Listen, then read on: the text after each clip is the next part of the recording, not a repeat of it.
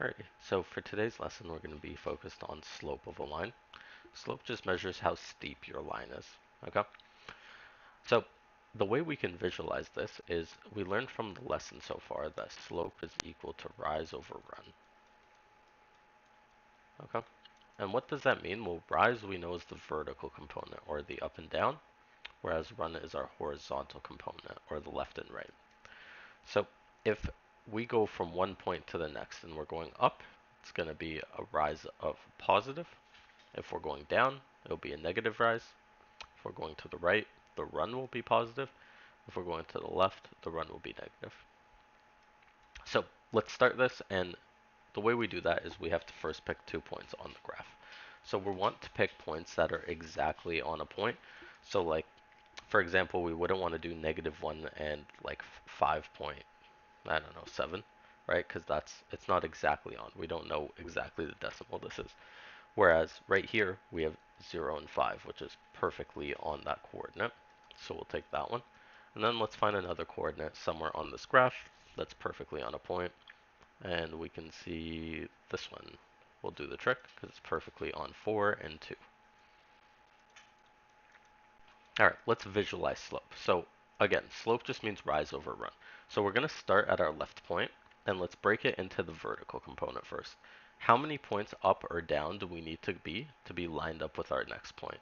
Well, we need to go down 1, down 2, down 3. So we know our rise, or our vertical component, is equal to -3. Now we need to look at our horizontal component. We need to move 1 unit, 2 unit, 3 units, 4 units to the right. So we know our run is +4. With that being said, we can fill in our formula where slope is equal to rise over run. We commonly use m to denote slope. And we're going to write our rise is -3 and our run is 4. Okay, so this is our slope, -3 over 4. What this means is every point moves, every time we move, we go 3 points down, 4 points over. And we can see that goes on forever. 3 points down, 4 points over, right? 3 points down, 4 points over would be here. And similarly, it'll go up like this. So when we go 4 points left, we got to go 3 points up, right? So that's how we can denote our slope. It'll tell us where all the lines are. But we won't always be able to visualize these questions. Sometimes we're just going to be given coordinates and asked to find the slope from that. Okay, so let's see the way we do that. Let's take the same coordinates just to see if we get the same answer and use the formula for slope. So slope, as we know, is rise over run, which is also equal to the change in y, or the vertical component, divided by the change in x, or the horizontal component. The way we can find the change in y is to subtract the y coordinates from both points. Like change in y is just equal to, well, the y coordinate of the second point minus the y coordinate of the first point. So y coordinate of our second point here, and let's just label these a little bit so we can see them a little better. Clean this up in a little graph. If that helps, you don't have to do this. It's just to help you visualize it. So y2 is going to be 2. And then y1 is going to be 5, right? And then we have to do it on top of x2 minus x1, right? Which in this case is going to be equal to, we're going to find the x coordinate of our second point, which is 4, and the x coordinate of our first point, which is 0. Okay? So 2 minus 5 is equal to -3, and 4 minus 0 is equal to 4. So just like this, without drawing out the whole graph, we know that m is equal to -3 over 4, and the exact same thing, right? Let's try another one. So let's use the point 4 and 2 again. And let's play around with the negatives. So let's say instead of going down to the right, I want to go down to the left, okay? And let's say I want to go 3 and 3 like this, okay? So our other point is at 1 and -1. So what I want you to do right now is pause the video and give this a go. Here's the formula. Okay. And I want you to try to find the slope right now.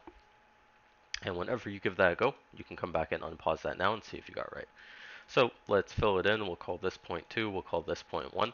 It doesn't matter if you labeled them differently. Like this can also be point 2 and this can be point 1 as long as you follow the same convention to give you the same answer.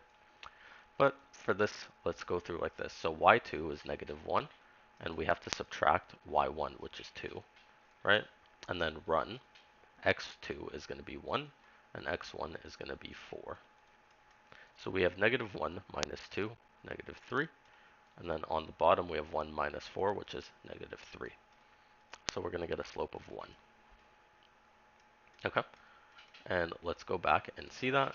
Well, if we connect these 2 points, we know every time we have a rise of 1, we have a run of 1. Rise 1, run 1, rise 1, run 1, right? So that is our slope.